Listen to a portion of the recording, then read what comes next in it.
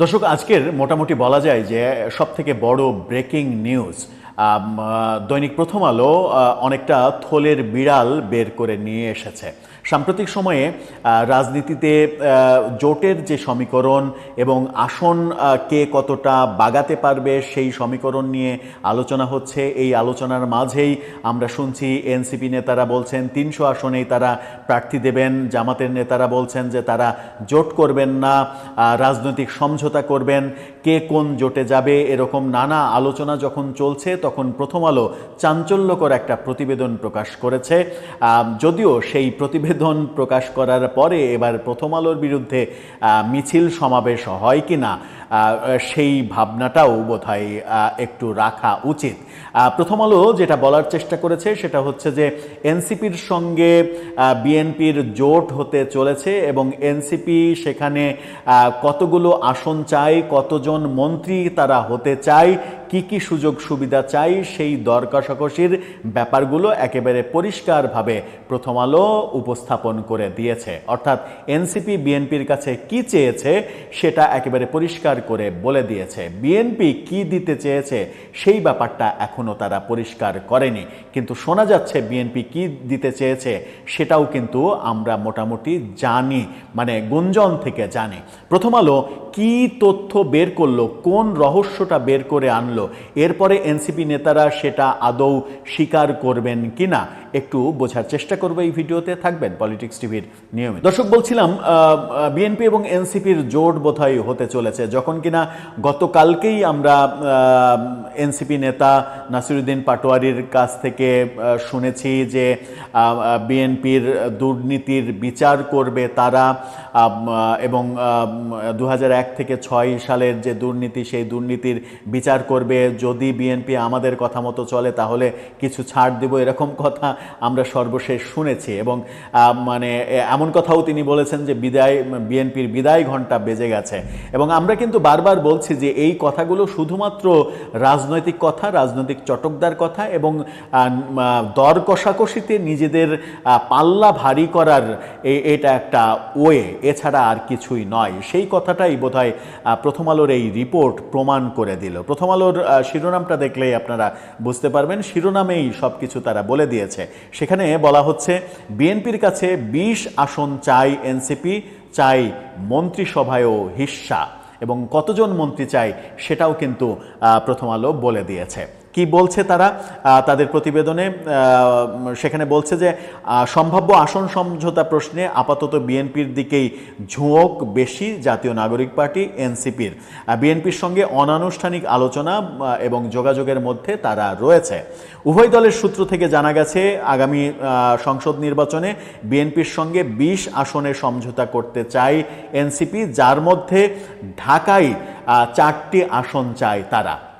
ঢাকায় 4 নেতার জন্য 4 আসন চাই, এবং এই 4 আসনের বাইরে আবার উপদেষ্টা আসিফ মাহমুদ সজীব ভুঁইয়ার আসন রয়েছে। তার মানে সব মিলিয়ে ঢাকায় তারা 5টি আসন চায়।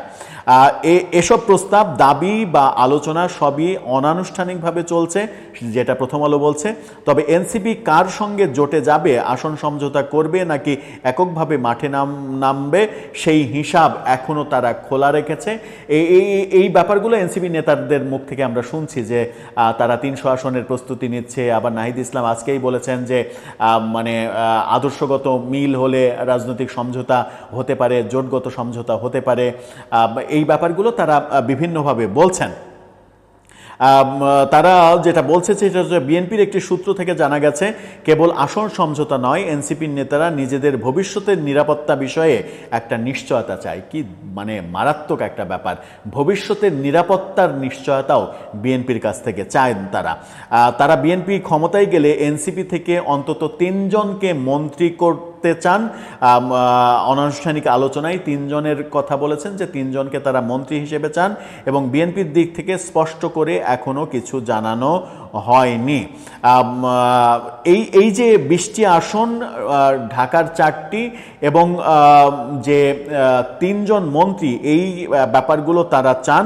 এই ব্যাপারগুলো মানে ব্যাপারে প্রথম আলো আবার বলছে যে জামাতের সঙ্গে জোটের ব্যাপারেও তাদের মধ্যে এক ধরনের ভাবনা রয়েছে, কিন্তু তাদের এই ভাবনাও রয়েছে যে জামাতের সঙ্গে জোট করতে গেলে তার দল ডানপন্থী তকমা পেয়ে যাবে। এই মুহূর্তে তাদের নেতারা চাচ্ছে না যে তাদের দল ডানপন্থী তকমা পাক, তারা মোটামুটি মধ্যপন্থী হিসেবেই থাকতে চায়, অর্থাৎ বিএনপির সঙ্গেই জোট করতে চায়। নির্বাচনী জোটের ব্যাপারে তাদের নানা রকমের আলোচনা চলছে এবং সেই ক্ষেত্রে কোন আসনে কে প্রতিদ্বন্দ্বিতা করবে সেই ব্যাপারে যেটা বলা হচ্ছে, প্রথম আলো থেকে যেটা বলা হচ্ছে সেটা হচ্ছে দলের আহ্বায়ক নাহিদ ইসলাম ঢাকা 11 আসন থেকে নির্বাচন করতে চান, সদস্য সচিব আক্তার হোসেন রংপুর 4 আসন থেকে, নাসিরউদ্দিন পাটোয়ারি ঢাকা 18 অথবা চাঁদপুর 5 আসন থেকে, তাসনিম জারা ঢাকা 9 আসন থেকে,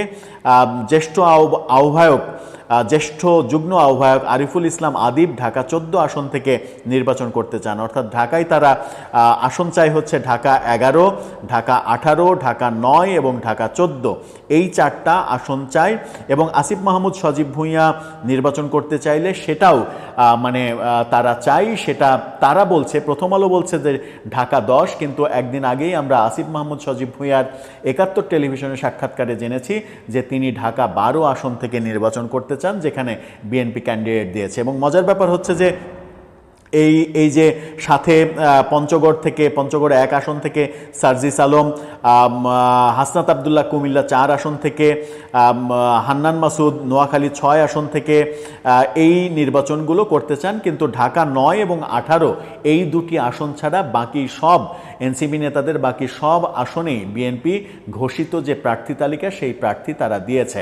বিএনপি সূত্র প্রথম আলোকে বলেছে যে শেষ পর্যন্ত যদি সমঝোতা হয়, আসন সমঝোতা হয়, তাহলে কোনো ক্ষেত্রে বিএনপির বর্তমান যে প্রার্থী ঘোষণা করা হয়েছে তাদেরকে সরিয়ে কিংবা বসিয়ে দেওয়ার ঘটনাটাও ঘটতে পারে। এদিকে আরও দুটো কথা বলা হচ্ছে, যেটা বলছিলাম, আসিফ মাহমুদ সজীব ভুঁইয়ার সঙ্গে সমঝোতা হলে ঢাকা 10 আসন থেকে তিনি নির্বাচন করতে চান এবং মাহফুজ আলম লক্ষ্মীপুর 1 আসন থেকে নির্বাচন করতে চান। লক্ষ্মীপুর 1 আসনটা বিএনপি ফাঁকা রেখেছে, যদিও সেটা মাহফুজ আলমের জন্য ফাঁকা রেখেছে বলে বিএনপি সূত্র বলেনি, তারা জোটের অন্য আর একজন শরিককে দেওয়ার জন্য সেটা ফাঁকা রেখেছে।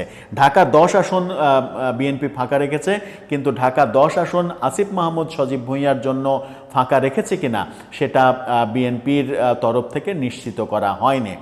এখন প্রথম আলো যে তথ্য দিচ্ছে যে মোটা দাগে, এত আলোচনার দরকার নেই, মোটা দাগে বিএনপির কাছ থেকে এনসিপি চাই 20টি আসন, ভবিষ্যতে নিরাপত্তা, ঢাকার 4টি আসন এবং তারা 3 জন মন্ত্রী চায়। এই চাওয়াগুলো হচ্ছে তাদের। এখন বিএনপি থেকে অনেক দিন থেকেই শোনা যাচ্ছে যে বিএনপি তাদেরকে 8টা আসন দিতে চায়, এর বেশি নয়। যদি এর বেশি হয় তাহলে সেটা 10 কিংবা 12, তার বেশি কোনোভাবেই নয়।